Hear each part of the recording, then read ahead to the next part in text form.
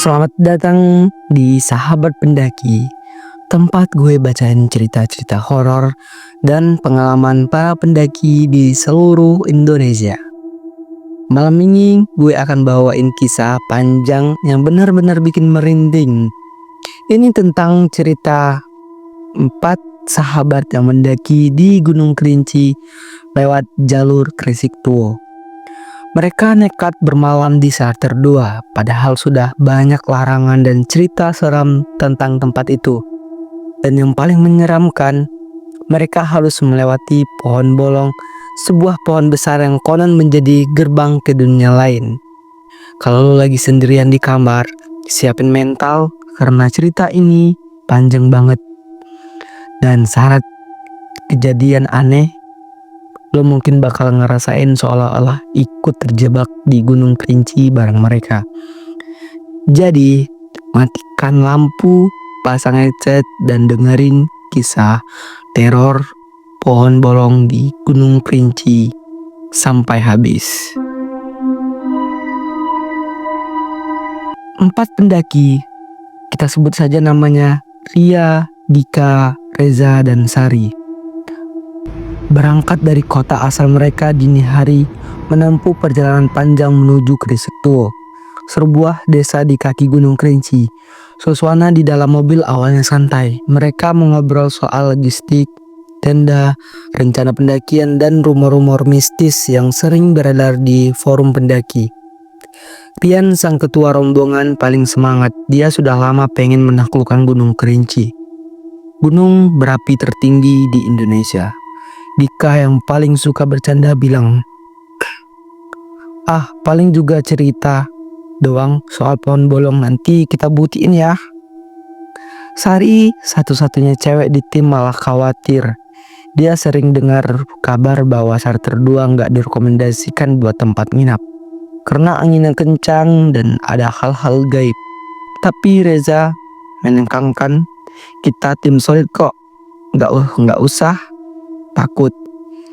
Setelah menempuh belasan jam perjalanan, akhirnya mereka tiba di base camp Kresik Tuo. Menjelang subuh, udara di sana dingin, kebun teh terhempang luas. Mereka memutuskan istirahat sejenak sebelum mengurusi maksi. Di base camp mereka bertemu beberapa pendaki yang baru turun. Salah satunya seorang pendaki lokal sempat bilang, kalau kalian mau camp mending di Charter 1 atau langsung Charter 3. Jangan di Charter 2 ya, bahaya, anginnya kencang, dan kata orang sini suka ada penampakan gitu. Tapi di situ Dika cuma nyengir, itu medsos doang kok bang, kita kuat kok. Rian pun cuma mengucap terima kasih tanpa terlalu memikirkan peringatan itu. Setelah sarapan dan mengurus izin sekitar jam 8 pagi, mereka mulai menapaki jalur kelinci yang legendaris. Sari sempat menoleh ke belakang sebelum berangkat, seperti merasa ada yang mengawasi. Mungkin cuma perasaannya, tapi langkah awal mereka ke pos 1 masih lancar dan ceria. Jalur dari base camp menuju pos 1 memakan waktu sekitaran 1-2 jam, tergantung kecepatan. Hutan belum terlalu rapat, sekali mereka melewati kebun dan ladang warga. Udara masih sejuk, matahari belum terlalu terik. Rian bercerita tentang puncak Kerinci, Dika sebut memotret, Reza mengatur ritme jalan, sementara Sari mulai merasa sedikit tenang. Suasana masih normal, gak ada kejadian aneh. Begitu tiba di pos 1, mereka istirahat sebentar. Ada beberapa pendaki lain yang juga lagi rehat. Semua terasa biasa, sampai seseorang pendaki menanyakan, kalian mau lanjut sampai Charter 3 hari ini? Rian menjawab dengan santai, mungkin, tapi kita lihat kondisi. Pendakian itu sempat menegur mereka, jangan camp di Charter 2 ya, katanya sering ada suara aneh di sana. Lagi-lagi mereka menganggap itu cuma rumor. Perjalanan ke pos 2 mulai lebih menanjak. Hutan semakin rapat, akar-akar pohon melintang di jalur. Di sini suasana mendadak jadi lebih sepi. Burung-burung yang tadinya ramai berkicau seakan menghilang. Dika yang berjalan di depan berhenti mendadak. Lu dengar suara nggak?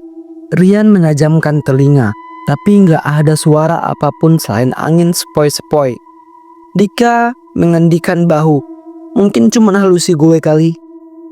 Namun tak lama kemudian, Reza yang mendai barisan belakang mengaku mendengar langkah kaki lain di belakang mereka.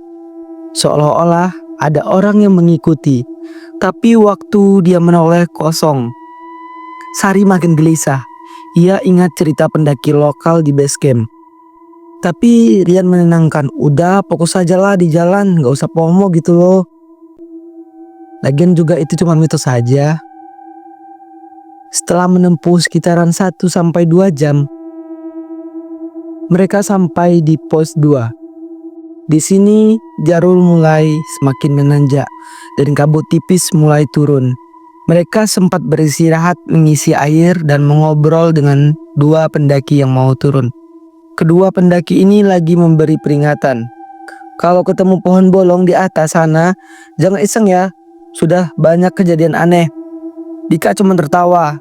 Hahaha. Tenang aja bang, kita jagoan kok. Lalu mereka melanjutkan perjalanan. Kabut makin tebal, jarak pandang mereka hanya beberapa meter. Suasana hutan mulai gelap padahal masih sore. Disinilah mereka bertemu dengan pohon bolong yang sering dibicarakan orang-orang. Pohon besar berdiameter lebih dari 2 meter dengan lubang menganga di bagian tengah. Cukup luas untuk tubuh manusia. Sari bergendik, serem banget ya. Dika yang iseng mengetuk batang pohon itu. Tok, tok, tok. Lalu seolah-olah menjawab terdengar suara balasan. Tok, tok, tok dari dalam. Mereka berpandangan, tapi Dika masih menganggap itu cuma gema. Setelah melewati pohon itu, tiba-tiba angin bertiup kencang. Sari mengaku mencium bau anyir seperti bangkai. Rian mencoba mengabaikannya. Mungkin ada hewan mati di dekat sini. Tapi mulai saat itu suasana berubah lebih mencekam. Menjelang petang, mereka sampai di shelter 1. Disinilah masih ada beberapa tenda pendaki lain. Udara dingin mulai menusuk, tapi belum terlalu ekstrim. Seorang pendaki senior sempat mengobrol dengan Rian. Masih mau lanjut ke shelter 2? Malam-malam gini, kabut makin tebal. Kalau kalian mau si kuat, mending langsung ke shelter 3 aja. Atau enggak camp di sini aja. Tapi Reza bersikeras. Kita mau summit pagi-pagi. Kalau camp di sini di shelter 1 ya mungkin kejauhan bang. Pendaki senior itu cuma menggeleng. Ya udahlah, suka hati kalian aja, tapi hati-hati ya dek.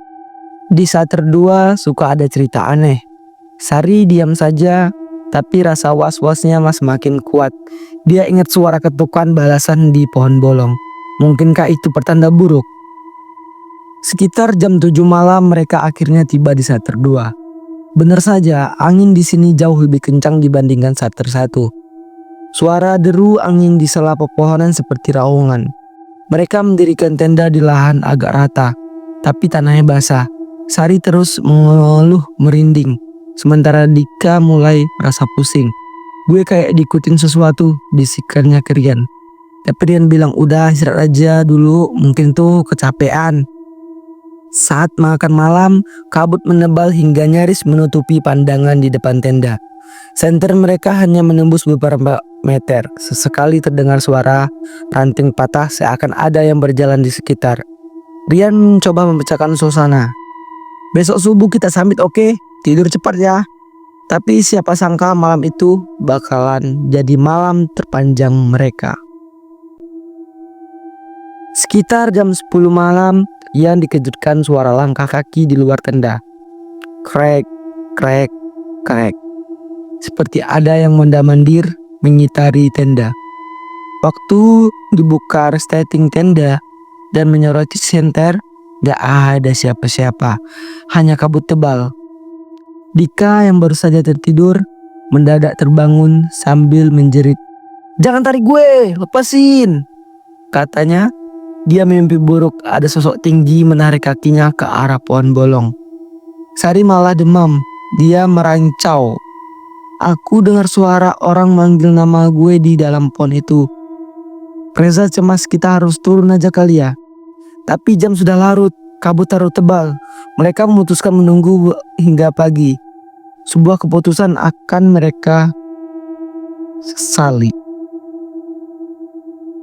Menjelang tengah malam, Sari mendadak keluar dari tenda tanpa berbicara. Rian, Dika, dan Reza panik segera menyusulnya. Mereka menyorotkan senter ke segala arah, tapi Sari menghilang di dalam kabut. Setelah beberapa menit mencari, mereka melihat sosok Sari berdiri dari kejauhan. Dia menghadap ke pepohonan seperti berbicara pada seseorang. Saat mereka dekati, Sari berkata lirih, "Dia manggil aku dari pohon bolong." Anehnya, jalur yang mereka lalui membawa mereka kembali ke area pohon bolong. Padahalnya, jaraknya jauh di bawah Sarter 1, seolah-olah hutan memutar mereka balik di hadapan pohon bolong. Sari tiba-tiba terjatuh, tubuhnya lemas. Dalam lubang pohon bolong terdengar suara ketukan pelan. Tok, tok, tok, seakan memanggil. Kabut semakin tebal. Di sela-sela pepohonan, Dika melihat bayangan tinggi dengan mata merah menyala. Rian sempat jantungan nyaris copot. Sadar bahaya, mereka memutuskan turun saat itu juga, meninggalkan tenda dan peralatan di Sarter 2. Tapi jalur turun seperti tak ditebak. Setiap kali mereka berjalan, kabut menghalangi pandangan, dan mereka merasa seperti di tempat yang berulang-ulang kali. Ya, apalagi itu mereka disasari. Reza terus melangkah melihat sosok hitam mengikuti dari belakang. Dika pun mulai gemetar. Gue dengar suara orang menangis, tapi gak ada siapa-siapa, benjir. Siapa itu kira-kira? Sial. Di tengah ketakutan, akhirnya mereka melihat papan penanda Sarter 1. Suasana di sini terasa normal lagi. Angin masih kencang tapi tak sedingin tadi, dan kabut tak setebal sebelumnya. Mereka bertemu beberapa pendaki yang kaget melihat keadaan mereka. Muka pucat, napas tersegal, baju penuh lumpur. Setelah menenangkan diri, mereka memutuskan turun ke pos 3 dan pos 2 tanpa berhenti.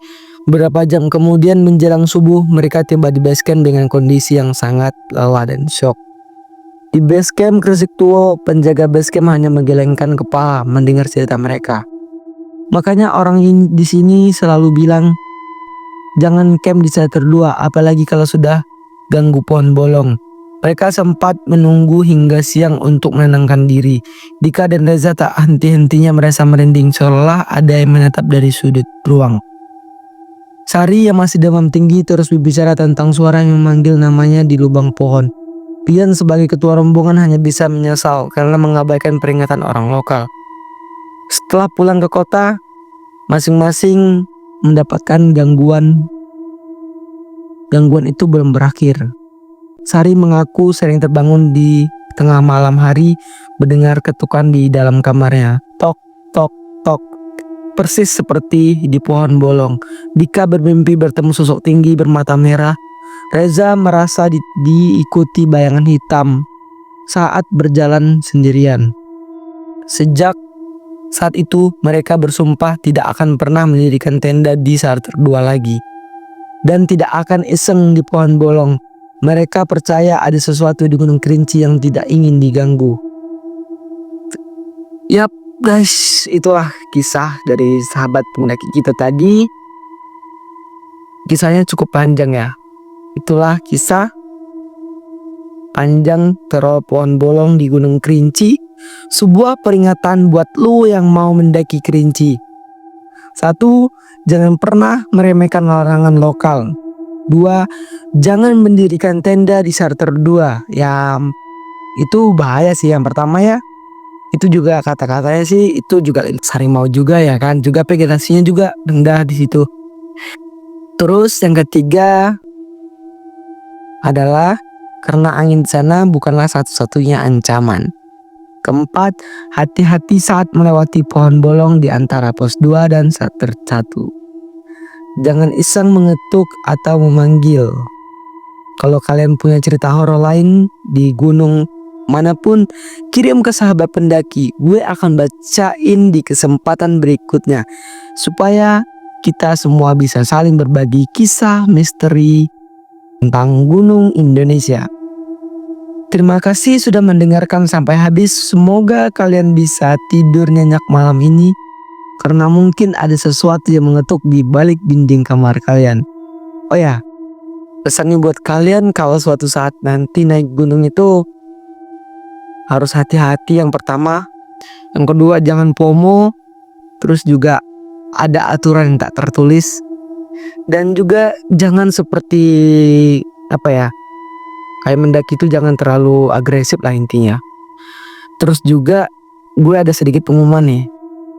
Kalau channel ini bisa menembus 20.000 view, gue akan adain giveaway spesial buat kalian yang semuanya. Jadi apapun itu giveaway-nya nanti kita tunggu setelah video berikutnya. Jadi jangan sampai ketinggalan ya. Kalau kan ketinggalan ya bersiap-siap aja. See you next time. Salam lestari.